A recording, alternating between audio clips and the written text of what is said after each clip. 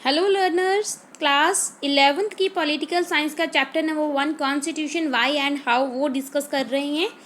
इस चैप्टर में हम डिस्कस कर रहे थे, सबसे पहले क्वेश्चन आया था कि वाई वी वांट कॉन्स्टिट्यूशन, हमें कॉन्स्टिट्यूशन की ज़रूरत क्यों है। तो उसके बाद हमें जैसे जैसे चैप्टर पढ़ रहे हैं तो हमें आंसर मिल रहे हैं उस क्वेश्चन के कि हमें ये कॉन्स्टिट्यूशन क्यों चाहिए। तो हमने 4 फंक्शन पढ़ लिए हैं। हम क्या ऐसे बोल सकते हैं, 4 फीचर्स पढ़ ली है कॉन्स्टिट्यूशन की। तो ये 5th हम बोल सकते हैं फीचर है कॉन्स्टिट्यूशन की, fundamental identity of a people. Okay, finally and perhaps even more importantly, a constitution express the fundamental identity of a people. तो लोगों की जो फंडामेंटल आइडेंटिटी है, पहचान है, वो भी कौन देता है, एक्सप्रेस करता है, वो भी कॉन्स्टिट्यूशन ही एक्सप्रेस करता है। इसका मतलब ध्यान से समझेंगे।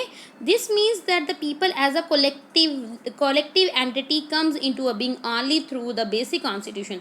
एक कॉन्स्टिट्यूशन, बेसिक कॉन्स्टिट्यूशन से यानी कि कलेक्टिव तौर पे, एक ग्रुप के तौर पे उनको एक एंटिटी मिली है। वो एंटिटी कौन दे रहा है? वो कॉन्स्टिट्यूशन दे रहा है। वो ऐसे बोल सकते हैं पहचान कौन दे रहा है? वो कॉन्स्टिट्यूशन दे रहा है।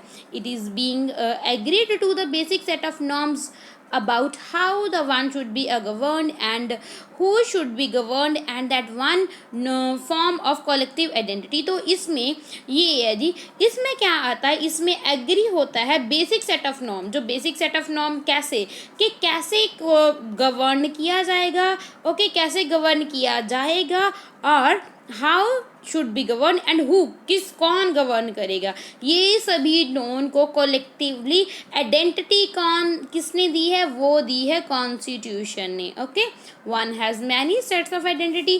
तो अलग बहुत सी आइडेंटिटीज हो सकती हैं जो कि that exist prior to constitution, जो कॉन्स्टिट्यूशन के प्रायर हैं, but by agreeing to a certain basic norms and principle one constitution wants a basic political identity।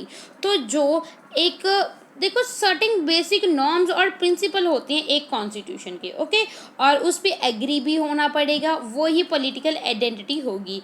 Second, तो ये फर्स्ट बात थी। सेकंड क्या है?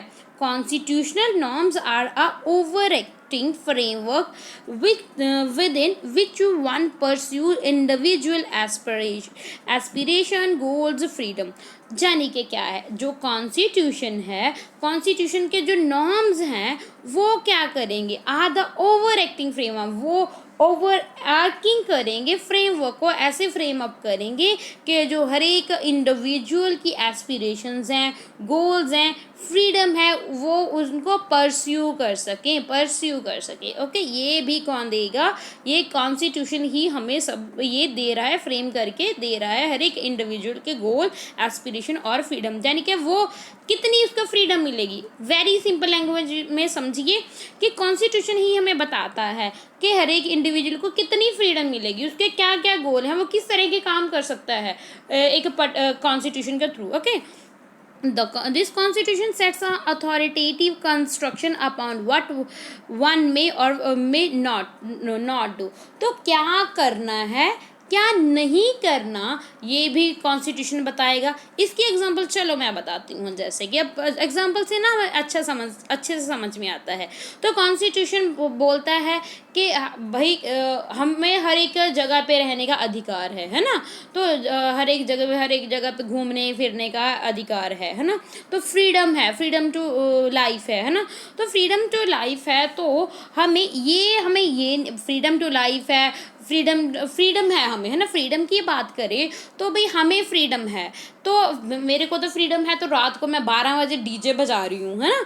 तो ये तो भाई मेरे को फ्रीडम है, मगर दूसरों का फ्रीडम कहाँ पे गया? उनको भी तो चैन से सोने का फ्रीडम है, उनको भी फ्रीडम है, उनकी फ्रीडम तो भाई हो गई खराब कर दी मैंने, है ना।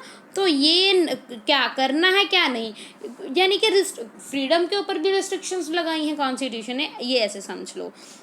It defines the fundamental value that we may not trespasses. So the constitution always give one moral identity. इसीलिए ये constitution हमें moral identity देता है. moral identity यानी कि ये हमारे, ये देखो, एक तो political identity की बात की थी. political identity यानी कि हमें political तौर पे, एक राजनीतिक तौर पे हमें identity मिली है, यानी कि हम सभी इंडियंस हैं, है ना.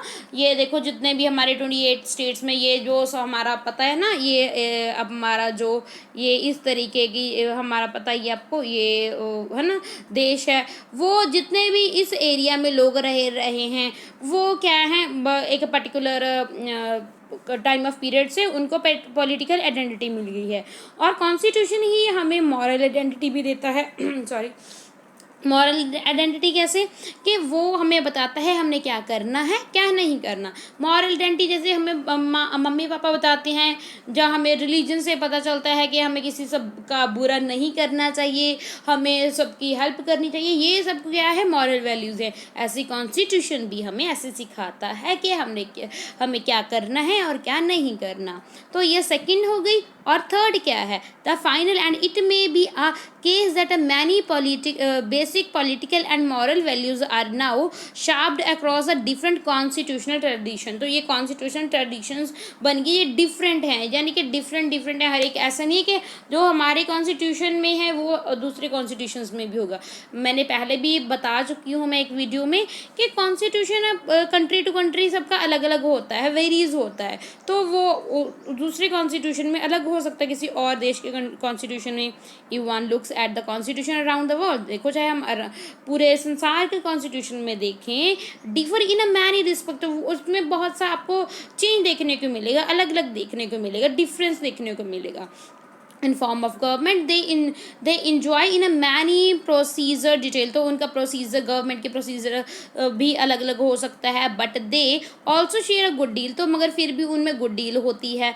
मोस्ट मॉडर्न कॉन्स्टिट्यूशन, जो मॉडर्न कॉन्स्टिट्यूशन है, form a government that is a democratic in some respect.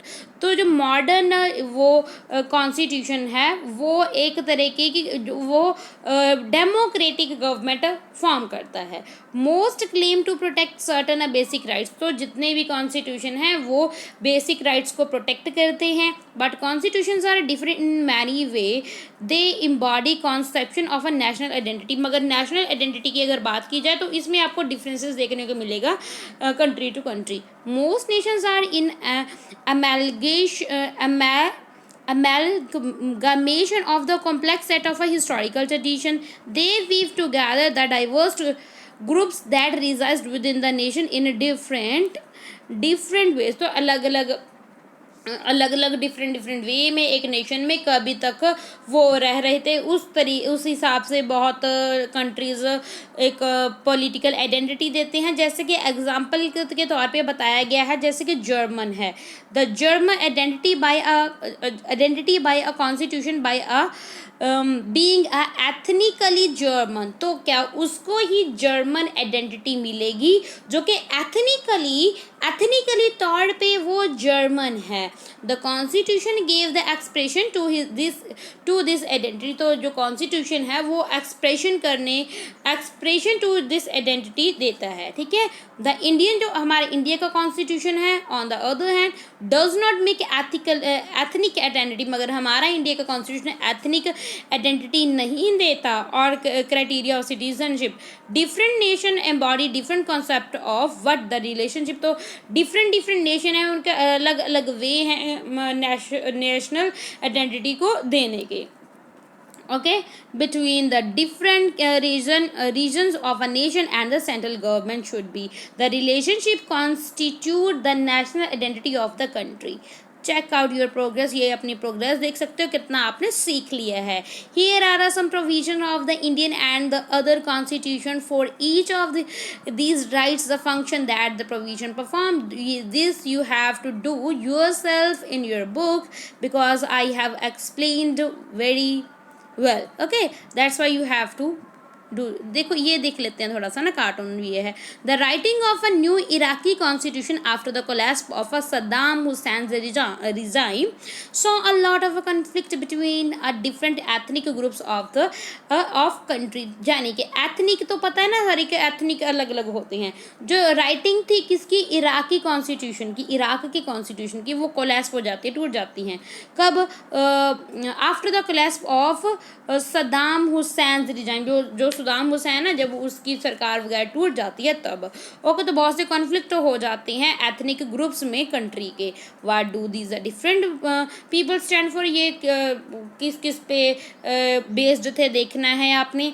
Compare the conflict depicted here with the depiction in the earlier cartoon for the European Union and the India। तो ये cartoon वाला है, cartoon वाला ये देखना चाहो अगर देख सकते हो। ओके, कॉन्फ्लिक्ट भी हो जाते हैं यानी कि जब चेंज आता है कोई, है ना। तो ये बाकी आई होप समझ में आया होगा, ये जो मैंने टॉप पॉइंट किया है, फंडामेंटल आइडेंटिटी ऑफ पीपल, अच्छे से समझ में आया होगा। Thank you and God bless you.